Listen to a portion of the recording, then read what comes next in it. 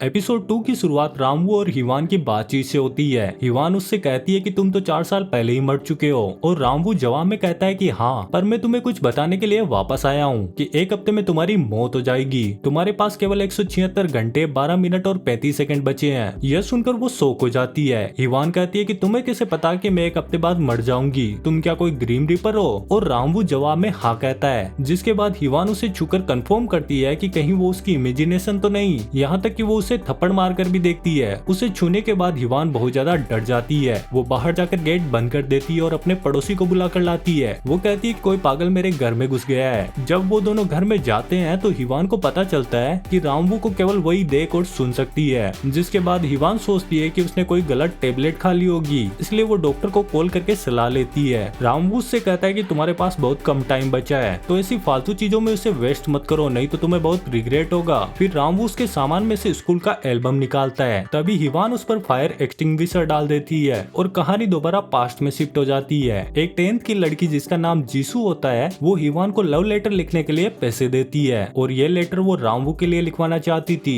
हिवान उससे पैसे तो ले लेती है पर उसे लेटर लिखकर नहीं देती। वो लड़की उसे पूरी स्कूल में ढूंढती है और हिवान उससे बचने के चक्कर में खिड़की से कूद जाती है। अगले दिन जब वो टूटे पैर के साथ स्कूल लौटती है तो वो लड़की उस पर प्रेशर डालती है और मजबूरन हिवान को उसे लेटर लिखकर देना ही पड़ता है। अब कहानी दोबारा प्रेजेंट में शुरू होती है। हिवान को अब भी उसकी बातों पर विश्वास नहीं होता, इसलिए रामू उसका हाथ पकड़कर उसे हॉस्पिटल ले जाता है, जहां उनकी आंखों के सामने एक आदमी की मौत हो जाती है और रामू उसकी आत्मा से कहता है कि 3 बार मेरा नाम लो, तुम्हें मुक्ति मिल जाएगी। मेरा नाम है जियांग हिवान। यह देखकर हिवान की आंखों में आंसू आ जाते हैं। फिर रामू और हिवान एक शांत जगह जाते हैं और रामू उससे कहता है कि अब तो तुम्हें मेरी बातों पर विश्वास हो गया होगा, तो तुम टाइम वेस्ट करने के बजाय अपनी सारी आखिरी इच्छाएं पूरी कर लो। बताओ तुम्हें क्या पसंद है? हिवान उसे चले जाने के लिए कहती है। फिर रामू उसके साथ एक डील करता है। वो उसे अपनी विश लिस्ट दिखाता है और कहता है कि तुम अपनी नहीं तो मेरी 10 विश पूरी कर दो, फिर मैं खुद ही यहाँ से चला जाऊंगा। और हिवान इसके लिए मान जाती है। वो एक एक करके उसकी सारी विशेष पूरी करना स्टार्ट कर देती है। रामू की पहली विश होती है साइकिल राइड करना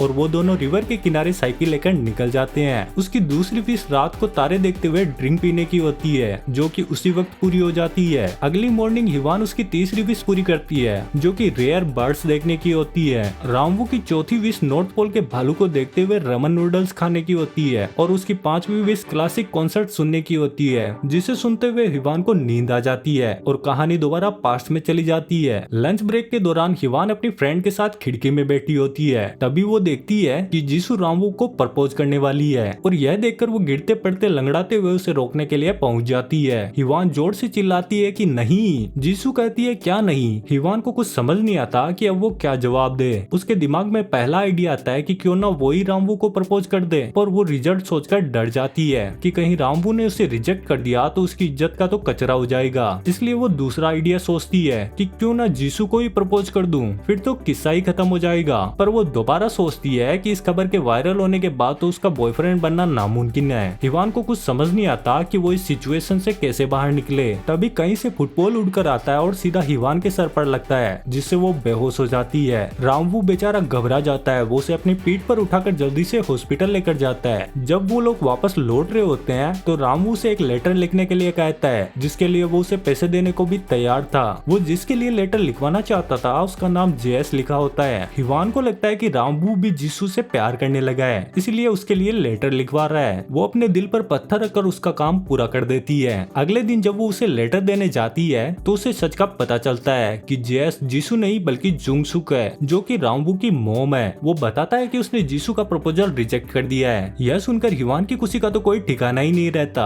आगे दिखाया जाता है कि क्लासरूम में हिवान अपनी फ्रेंड से बातें करते हुए उन्हें अपनी विशेष के बारे में बताती है कि वो जिंदगी में क्या क्या क्रेजी करना चाहती है और रामू उन सबको नोट कर लेता है। मतलब कि रामू अपनी नहीं बल्कि हिवान की विशेष पूरी कर रहा है। अब कहानी दोबारा प्रेजेंट टाइम में शिफ्ट होती है और रामू की डायरी में 6वीं विश पैराग्लाइडिंग करना होता है। हिवान को असली झटका तो तब लगता है जब रामू उसे बताता है कि ये तुम्हें अकेले करना होगा, क्योंकि वो तो एक भूत के समान है। हिवान पहले तो बहुत ज्यादा डर जाती है, लेकिन थोड़ी देर बाद उसे मजा आने लगता है। इतने सालों बाद दोबारा उसके चेहरे पर मुस्कान आ जाती है। पर जब वो लैंड होती है तो वहाँ पर रामू नहीं होता। हिवान टेंशन में आ जाती है। वो जोर जोर से उसका नाम चिल्लाकर उसे ढूंढने लगती है। उसकी सांस में सांस तो तब आती है जब रामू उसके सामने आकर खड़ा हो जाता है। तभी कहानी 4 साल पीछे शिफ्ट होती है। सब लोग रामवू के फ्यूनरल में इकट्ठा हुए हैं और वो लोग कहते हैं कि रामवू की जान हिवान की वजह से गई है। एपिसोड यहीं पर समाप्त हो जाता है।